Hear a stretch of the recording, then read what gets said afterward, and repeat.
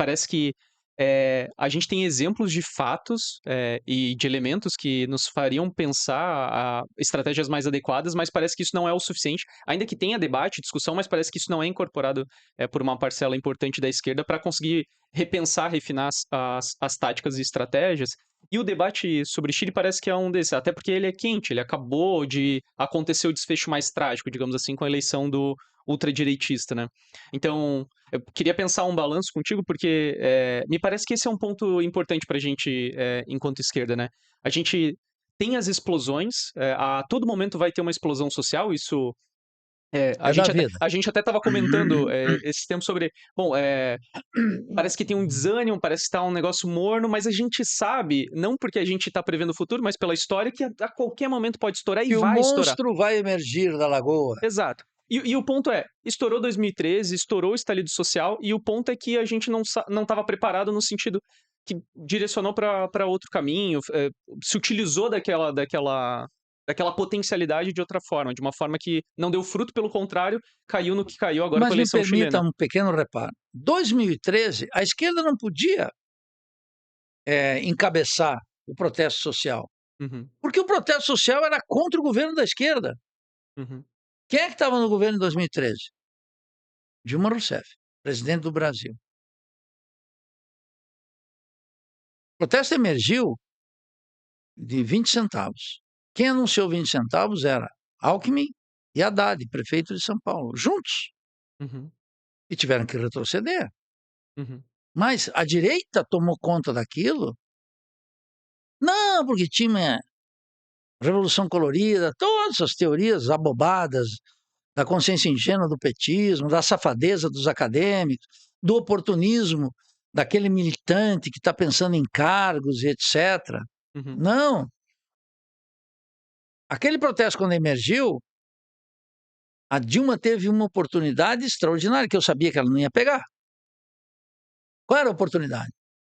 De reverter a correlação de forças uhum, e colocar aquele imenso protesto popular contra a classe dominante. Na forma de quê? De colocar seu governo mais à esquerda e romper os acordos que ela e Lula tinham feito. uhum, Mas como ela vai fazer isso se Lula, o sábio, indicou Michel Temer para ser o vice? uhum, A classe dominante se sentou com Michel Temer e disse: não, vamos manter aqui a calma e, quando possível, vamos cortar a cabeça da presidente Dilma. Foi o que fizeram. uhum, Muito bem. Emerge um protesto popular. O que as pessoas pediam? Transporte padrão FIFA.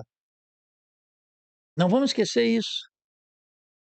Transporte padrão FIFA. Imagine em São Paulo, um operário gastava 32% do seu salário em transporte coletivo. Ia do trabalho para casa gastando entre 3 e 4 horas diárias. Esse sujeito está puto da cara, com razão, e é uma base dos trabalhadores. E o que ele vê do governo? Nada. A Bolsa Família, Minha Casa Minha Vida. E ele está dizendo em Minha Casa Minha Vida em doses homeopáticas. uhum, O Bolsa Família foi mantido pelo Temer e pelo Bolsonaro. uhum, Nunca foi um projeto sequer próximo de popular. É uhum. uma necessidade. Esses programas têm nos Estados Unidos de toda parte. É uma recomendação do Banco Mundial desde a década de Se 90. transformou numa coisa do Banco Mundial, claro. Eu vi isso nascer com Salinas de Gortari no México, o programa Solidariedade, Uhum, que o Salinas de Gortari colocou.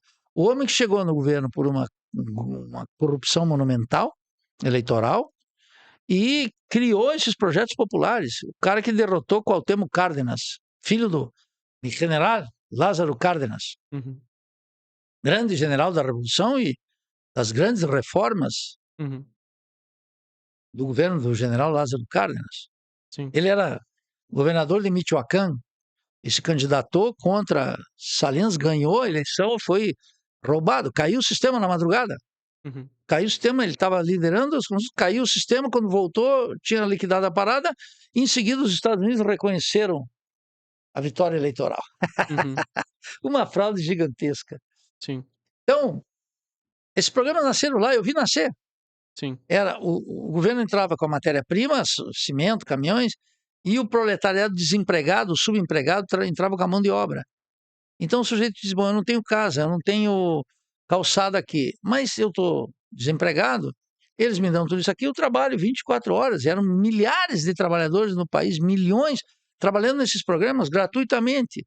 Era Uhum. o governo dizendo, não vou dar nada para você, não vou dar emprego, carteira assinada, e as grandes instituições emanadas da Revolução, como a Uhum. Seguridade Social, como o seguro-desemprego, etc., que no México era muito exuberante. Uhum. Então, esses programas nasceram lá. Sim. Quando explodiu uma revolta aqui, que ocorreu depois no Chile, que ocorreu na Guatemala, em Honduras se queimou até o parlamento, Uhum. em todos os lugares da América Latina, como você recordou aqui, começaram a Uhum. ocorrer essas rebeliões. Uhum. Aí o que aconteceu? Se o governo é o terceiro governo petista, se ele ajudou a tocar, vamos chamar assim, a manivela, juventude que não entende assim, que deu corda nesse relógio, que turbinou essas reformas que vinham da economia política do rentismo, estavam sabotando os direitos dos trabalhadores em nome de programas sociais que sequer podem mitigar a dor e o sofrimento de milhões de trabalhadores, o objeto da crítica era o próprio governo. O Uhum. governo teve uma oportunidade de ouro, que foi mudar a composição do governo, colocar o Congresso sob suspeita, o Congresso se encagaçou. Renan Calheiros, toda essa gente começaram a admitir, sabe o quê? Transporte gratuito, como a Dilma já era, tarifa zero, que é Uhum. diferente de transporte gratuito, o transporte é pago. Aliás, quando a Dilma se reuniu com o movimento do passe livre, eles saíram estarrecidos com a ignorância da presidência sobre o que era tarifa zero. Uhum. Ela dizia, o que é esse negócio de transporte gratuito?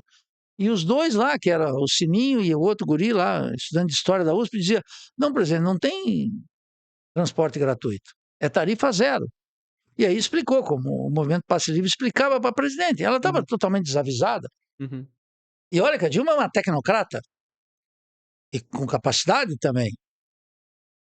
Minha crítica à covardia nela na presidência não tiro as capacidades de gestora que ela tem. Sim. E em alguns aspectos péssimo, mas ela não é uma qualquer. Sim. Então ela tinha capacidade de aprender, mas não aprendeu. E o Congresso, o presidente do Congresso, eu não estou equivocado, eu lembro que o Renan Calheiros tinha um posto fundamental, acho que era presidente do Senado, ele estava apavorado. Começaram a discutir como implementar em várias capitais a tarifa zero. Uhum. Mas em seguida, quando o protesto baixou, voltou tudo ao normal. E a Dilma disse, bom, meu negócio aqui é não permitir que essa agenda de 2013 interfira na eleição de 2014. E ganhou. Uhum. O resto, tu sabe a história. Sim. Fez uma aliança mais à direita, colocou funcionário do Bradesco, Joaquim Levy, Uhum. na presidência e tentou pegar a herança que ela recebeu de Lula, que é uma herança lulista terrível da administração da economia política, e tentou fazer um cavalo de pau, mais à direita ainda, em Uhum. função da herança que ela pegou do Lula. Uhum. Dos 2 mandatos do Lula, foi terrível para a Dilma.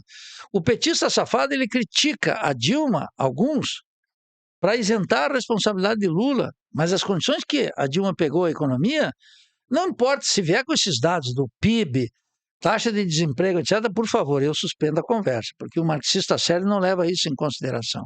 Uhum. Isso é análise imediata. Se não chegar nos pontos fundamentais, que é aumento de produtividade, salário, como é que fecha o balanço de pagamentos, fechar a conta de capitais, desenvolver ciência e tecnologia, deixar de alugar máquinas, equipamentos, etc., não me fale. Uhum. Eu nem começo a conversa. Então, nesse momento, todos esses protestos que emergiram na América Latina, a esquerda aqui no Brasil, no caso de 2013, ela estava completamente incapacitada de condições morais, políticas na sociedade de encabeçar uma mudança, porque Uhum. ela já estava completamente comprometida com a ordem burguesa. Uhum. E a propósito, você sabe, a tradição comunista é não desprezar as eleições, desde que a luta eleitoral ganhe um caráter revolucionário, Uhum. politize o povo, Mas o que o pessoal quer hoje, se eleger, Uhum. pegue o exemplo que nós tivemos aqui do esforço de Glauber Uhum. Braga no Rio para se manter como deputado. Sim. E nunca subiu na tribuna para fazer uma crítica contundente ao Haddad e ao Lula. Só subia para bater na direita. Uhum. E os crimes desse governo, os indígenas, a reforma agrária, no teto de gastos, na Uhum. Petrobras, na Eletrobras, na ciência e tecnologia, passando batido. Uhum. Entendeu? Sim. Então o pessoal está mais preocupado com a autorreprodução parlamentar do que criar um espaço, ainda que marginal, crítico. A propósito do Glauber, quando Luiz Helena subiu agora para substituí-lo por esse curto espaço de tempo, ela já atacou o Lula diretamente, coisa que o Glauber nunca fez. Uhum. Não tem um discurso dele nesse sentido. Uhum. Então, se vem, só para dar um exemplo, digamos assim, nobre, entre aspas, Uhum. não é? Se tu pegar uma situação de crise, quem não está criticando o Lula, se vem uma rebelião, não tem autoridade para, no jargão dominante aí que eu detesto, dialogar com a ira popular. Sim. Não consegue. Sim. E essa interdição está colocada agora, de novo. Sim. Tá, e o processo chileno, como é que você avalia? Porque, claro, eu tô fazendo a comparação aqui, mas tem que O levar recente agora? o recente, Não, porque o recente é de uma pobreza olímpica. não, mas eu digo assim, porque, ele tem que guardar as proporções, porque o estalido, social, ele foi, de uma magnitude muito maior que Sim. 2013, até pela duração, inclusive, né. Não, foi um processo chileno, eu não comparo. Não Não? comparo nenhum. Escuta, as rebeliões em Honduras foram gigantescas. Uhum. Os protestos na Nicarágua contra o governo de Daniel Ortega, igualmente potentes. No Brasil, no Equador, Uhum. na Venezuela. Tem setores lá contra o Chávez e a Revolução Bolivariana. Uhum. Então, cada país tem que ser analisado em condições muito particulares. Pode ser um protesto intenso, forte nas condições chilenas, na Uhum. história chilena, mas tem que analisar sobre aquelas circunstâncias. Uhum. E naquelas circunstâncias, o que era a esquerda chilena? O Partido Comunista tentando se reabilitar. Uhum. O Partido Socialista sem peso forte. O movimento de esquerda revolucionário reduzido, não é uma caricatura, Sim. não tem nenhuma vaga lembrança do que era no passado. Uhum. A democracia cristã, e já tínhamos passado pela experiência de Bachelet, presidente chileno, Uhum. que foi uma grande decepção também. Uhum. Então, o que vinha o que se chama esquerda recente no Chile foi ela não estava preparada para capitalizar isso. Por isso que Boric apareceu como Uhum. algo viável, porque a esquerda tradicional chilena, portadora de uma larga e importante experiência, ela não estava apta para ter a credencial do povo. Uhum. E o processo foi, como você diz, muito intenso. Uhum. Colocou em xeque tudo. Tiveram que ir para uma constituinte, avançaram em enterrar a era Pinochet. Uhum. Não é pouco, Sim. mas ao mesmo tempo que enterrou a era Pinochet, cristalizou um horizonte de mudança, a tal ponto que depois do Boric, a Sim. direita apareceu nas eleições com 3 candidatos fortíssimos. Sim. E 2 muito fortes, e um venceu como a gente sabia Sim. que ia vencer, a despeito dos méritos da candidata da esquerda, etc. Sim. E no fim parece que cumpriu quase o papel oposto, que foi de refrear, porque foi o governo que conseguiu Sim. dar fim à Não, rebelião. aí o governo Boric é um escândalo. Aqui, quando começou no Brasil, os identitários adoravam. Cadê essas coisas? Uma indígena na presidência da Assembleia Constituinte, a igualdade, a paridade de homens e mulheres, todas essas quinquilharias aí que Uhum. no Brasil não pegam, no Chile menos ainda. Eu Uhum. quero reforçar. Uma presidente, por exemplo, a presidência da Constituinte de Monte Cristi, que foi a primeira que instaurou o Estado plurinacional e deu direitos à natureza, o presidente era Alberto Acosta, Uhum. não era um indígena. No Uhum. Equador, Uhum. com uma larga população, percebe? Evo Morales encampou as mudanças, mas ele mesmo é de uma tradição indígena. Uhum. E isso não ocorreu na Guatemala. a despeito da maior parte da população ser indígena. Sim. Então, Mas se tu pudesse resumir, digamos assim, qual foi o principal erro da experiência do Boric? Que você avalia? ele próprio, ele não tinha. Eu nunca tive nenhuma ilusão de que isso vai Sim, ser um fracasso total. sim. Ele não tem compromisso nenhum com o horizonte de democratização do Chile, efetivo. Uhum. Ele é apegado à linha de Washington. Sim. Ele é, em alguns aspectos, um anticomunista visceral. Uhum.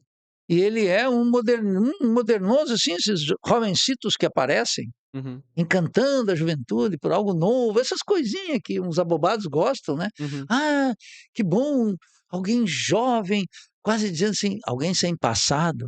Uhum. Que Uhum. problema, Uhum. velho. Alguém sem passado, alguém sem cicatrizes, Uhum. já tem toda a minha desconfiança. Sim. Então, Bode, qual era a tradição atrás dele? O Uhum. que ele tinha? Um livro luminoso, um passado político combativo? Não. Tem Uhum. que entender o seguinte: emerge o protesto social. Elogiar, saudar e fortalecer o protesto social pode ser feito por alguém oportunista, inclusive de direita. Uhum. A direita não aproveitou o protesto social aqui e Sim. tomou conta? Sim. Sim. É. Eu te pergunto isso porque, não sei como é que tu avalia, mas eu tenho a impressão de que uma das questões que a gente pode tirar do processo chileno, recente, é, de certa forma, esse descolamento que tem ocorrido entre o que a esquerda tem pautado e o que é as necessidades ou interesse da população, do conjunto da Sim, população. Porque um divórcio completo. uma coisa é o Lenin conseguir captar muito bem, é paz, pão e terra. Outra coisa é o Para aí, paz, pão e terra no interior da Revolução Russa. isso, dado as Não tinha uma Revolução Chilena. É isso que eu quero te chamar a atenção. sim, Não é uma característica doutrinária minha, é sim, um condicionamento histórico. Lenin faz a síntese, porque ele está vivendo a revolução. sim, A síntese lulista não pode ser essa, senão colocar o pobre no orçamento e o rico no imposto, que ele não consegue nem cumprir, nas sim. duas pontas. Aham. Então, a pobreza do, do lema, do mote, tem a ver com a limitação do processo. Num processo como o nosso, o Lula é a expressão da pobreza e da miséria teórica e política, da vassalagem. Lenin está exibindo a força do processo. Sim. Eu não descarto a responsabilidade pessoal, a capacidade dirigente, Uhum. que Lula não tem nenhuma. Sim. Nenhuma. Quando o pessoal diz, não, Lula é um líder popular, eu digo, não, Lula é um líder eleitoral. Uhum. Popular não tem nada. Qual foi a última luta que Lula encabeçou? Foi quando era líder sindical. Sim. Depois nenhuma. Como presidente do partido, nenhuma. Sim. Como deputado no processo constituinte, nenhuma. Uhum. E como governante, zero. Ele corre como o diabo da cruz de uma luta popular. Sim. Porque ele teme, em última instância, que se a luta popular foi convocada por ele, pelas forças, se uma conjuntura ele tiver que se posicionar, as novas lideranças vão ultrapassá-lo. Sim. Em termos ideológicos, políticos e de qualidade, sem dúvida nenhuma, não tenho a menor dúvida disso.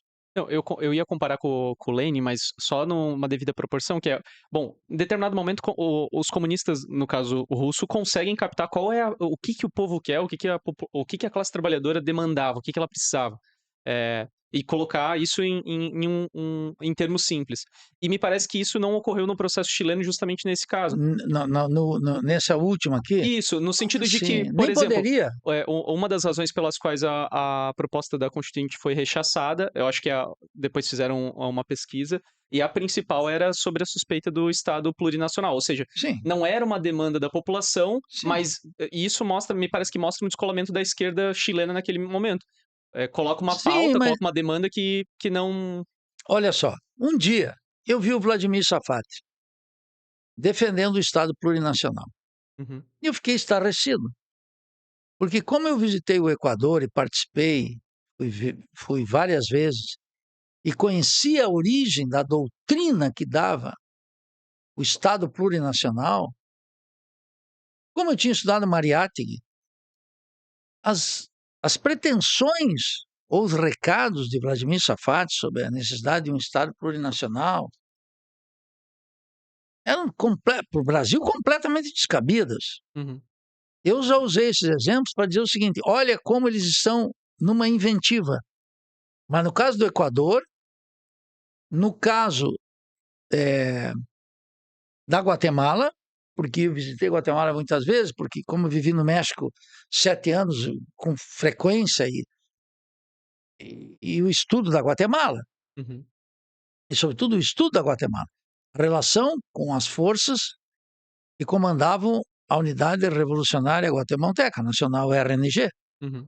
Conheci os comandantes, eles passavam nos cafés lá do México, tínhamos os círculos que a gente conhecia, mil relações. Uhum. Eu participei de um seminário com o Shafik Randall e o Rodrigo, filho do Miguel Ángel Astúrias, comandante Rodrigo, na Alemanha e na Holanda. E passamos dias, noites conversando. Então, quando eles propõem esse tipo de coisa, de um Estado plurinacional, eles têm uma larga tradição de lutas. Uhum. E no Chile não cabia, como não cabe no Brasil. O Uhum. que o chileno desconfiou? Um Estado plurinacional é a divisão do território. Uhum. Mas com toda razão. Com toda razão. E num contexto que a esquerda estava toda destruída ou reciclada, vamos chamar assim. Uhum. E que o radicalismo dos tempos de Allende foi erradicado com Uhum. jogado sal na terra. Uhum. Hoje tu lê os discursos de Allende, tu fica encantado, tu diz, parece que isso aqui não pode existir, Sim. não é? O compromisso com o socialismo. O Partido Socialista se declarava um partido marxista na época de Allende, nos seus estatutos, Uhum. Uhum. você entendeu? Então, esse condicionamento é que não existia mais na história chilena. Uhum. Não só a ditadura de Pinochet esterilizou, matou, Uhum. olha a matança que teve no Chile, Sim. não é brincadeira, como os movimentos não tinham essa qualidade. E os novos dirigentes, menos ainda. E aí é preciso dirigentes. Uhum. Quem era? Escuta, a Camila, né? Uhum. Que era a principal líder estudantil. Nasceu da rebelião dos pinguinos e a luta pela educação pública, porque toda ela é privada no Chile. Uhum.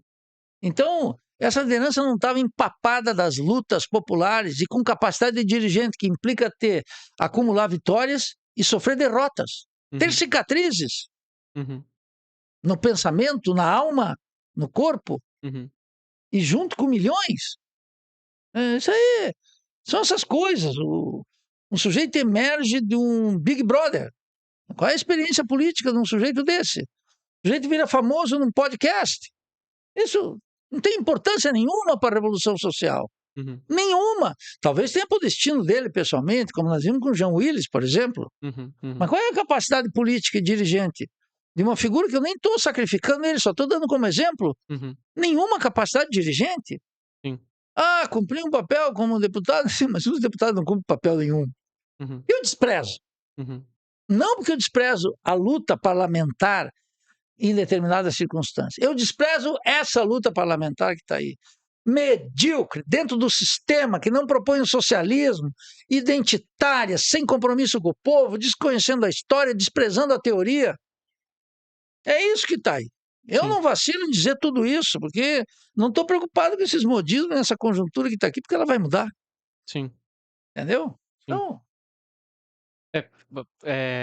A situação não é fácil, né? não, a Mas situação nunca é fácil. sim, Nunca. Tu acha que era fácil para o Lenin? sim, Tu acha que era fácil para Fidel e Che? sim, Tu acha que era fácil para Allende? Tu acha que era fácil para Mao Tse-tung? Tu acha que era sim, fácil para João Goulart e Brizola? sim, Para Francisco Julião? Para Luiz Carlos Prestes? A vida nunca é fácil, mas é por isso mesmo é que os homens, no sentido de gênero humano, tu acha que a vida era fácil para Rosa Luxemburgo? é, sim, Era dificílimo. Olha o assassinato da Rosa. sim, Tu acha que a vida era fácil para Simão Bolívar e Manuelita Sáenz? sim, Terrível. Mas é diante disso que as pessoas se tornam grandes. Sim, Na facilidade, qualquer um navega, sim, entendeu? sim. É, eu digo isso porque, digamos assim, talvez o que entristece é esse cenário mais, conturbado e o fato de não ter, a gente não ter visto muita não ter visto algum sinal de que algo possa mudar em algum Ah, mas vai contexto, né. mudar. Sim. Aí que não tem. Quero terminar com isso a conversa, é o seguinte: não tem que jogar toalha e nem se desesperar. Uhum, Sabe por quê? Porque a vida é como as marés aí. Às vezes eu vou correr ali na beira-mar e passo pelo mangue do Itacurubi, né? uhum, Então, às vezes eu vou, tem dias que eu vou, a maré está subindo. E tem dias que eu vou, a maré já está descendo, dependendo do horário e do ciclo, né? uhum. A vida é a mesma coisa. Talvez, e provavelmente, de maneira clara, não muda o sabor das marés, mas muda, Uhum, percebe? uhum, O petismo achava que estava tudo tranquilo, veio 2013. uhum, Complicou tudo. Aí achou que estava tudo bem com a vitória de 2014 e foi destituído em 2016. uhum. Aí achava que voltava em 2018, aí o Lula foi para cadeia. Sim. Aí a direita ganhou com o Bolsonaro e achou que ia começar um Reich de 1000 anos, um nazismo, um fascismo, não veio nada disso. E aí foram derrotados nas urnas, mas ganharam passos importantes política e ideologicamente. Uhum. Seguiram acumulando forças. A direita acumula mais força no Brasil do que essa esquerda liberal impotente, cada vez Sim, mais estruturalmente impotente. sim, Então, mas a maré muda, a maré eleitoral muda, a maré da correlação de forças muda, da política muda. Nós sim, temos que estar atento ao real, nem jogar a toalha, nem se desesperar, trabalhar ininterruptamente, escrupulosamente pela Revolução Brasileira. O esforço teórico, o esforço militante, o esforço político. Se não for conosco, vai ser com as próximas gerações. Se não são com as próximas gerações, serão com as novíssimas gerações. uhum, Mas todas essas contradições do desenvolvimento capitalista no Brasil e desse sistema político completamente apodrecido da República Burguesa em frangalhos, que pode ser visto na disputa entre os poderes, nas emendas parlamentares, na mentirada da mídia, da Rede Globo, da CNN, desse avanço dessas religiões que são mercadores do reino, evangélicos, que roubam o povo, da divisão cada vez menos precisa entre o crime e o big business e os grandes negócios, como uhum, nós estamos vendo no Banco Master, e o conluio com a ineficiência, talvez cúmplice do Banco Central, uhum, que a mídia toda está protegendo, essas contradições não podem ser sanadas dentro da República Burguesa. uhum. Terão que ser sanadas numa revolução social. As contradições estão aumentando, os antagonismos também. A maioria da população assiste, atônita, paralisada, alguns se mexendo, outros com uma raiva interior tremenda, uma iracúndia que se acumula no meio do povo. A grande questão nossa é quem vai capitalizar isso. Uhum. Hoje está na mão da direita. O radicalismo está na mão da direita. E o radicalismo tem que vir para a mão da esquerda. Como é que nós vamos fazer? Trabalho sistemático, trabalho teórico sistemático, trabalho político sistemático. Se não podemos ter o acesso às grandes massas agora, vamos trabalhar teoricamente. Como tarefa da revolução aqui agora. Uhum, Porque esse pessoal acha que se elege um deputado está na praxis política, está no cretinismo parlamentar. Isso uhum, não tem nada a ver com a grande política. uhum, Estamos fazendo a grande política, isso é atividade parlamentar corrente, vulgar, sem efeito nas maiorias. A grande maioria, vou te contar aqui só para nós que estamos aqui, a grande maioria tem desconfiança, nojo e repulsa dos parlamentares. uhum, A imensa maioria do povo. E eu lembro, sabe o quê? Luiz Carlos Prestes. Luiz Carlos Prestes se elege senador pelo Rio de Janeiro. E ele dizia assim: pô, eu ia pregar lá a reforma agrária e a maioria era fazendeiro. Olha o caráter de classe do Estado, do parlamento. uhum, Do Estado notório. Mas olha o caráter de classe do parlamento. A grande maioria daqueles deputados e senadores desclassificados, intelectual e politicamente, são, na sua grande maioria, empresários, latifundiários, proprietários de minas, de terra, do setor comercial e serviços aos banqueiros. A absoluta maioria. Mas é mais de 70%. Pode ver a origem desses sujeitos, com quem eles estão comprometidos. sim, Então, não tem solução dentro do sistema. sim, Vamos trabalhar contra o sim. sistema. O que me dá otimismo sempre é pensar isso, né, que mesmo naqueles momentos em que a gente não imaginava que algo aconteceria, vai acontecer, né, acontece, né. Então, cabe a nós no máximo nos prepararmos o máximo possível, Como acumular força. dizem os gaúchos, dizia o Brizola, né? E uma hora que o cavalo vai passar encilhado, estamos dispostos, preparados e com credibilidade para subir nesse cavalo encilhado? Hoje, nenhuma chance. Mas quem sabe amanhã Uhum, as coisas mudam muito rapidamente. sim, Quem poderia supor que, com a vitória de Dilma, 2 anos depois, Lula estaria na cadeia? sim, Quem poderia supor que, depois da vitória cachapante de Bolsonaro, ele estaria com uma tornozeleira eletrônica? uhum, Quem poderia supor? Posso te dar 1000 exemplos. sim, Não, sim. não vamos As jogar coisas não toalha, estão meu cara. perdidas, né.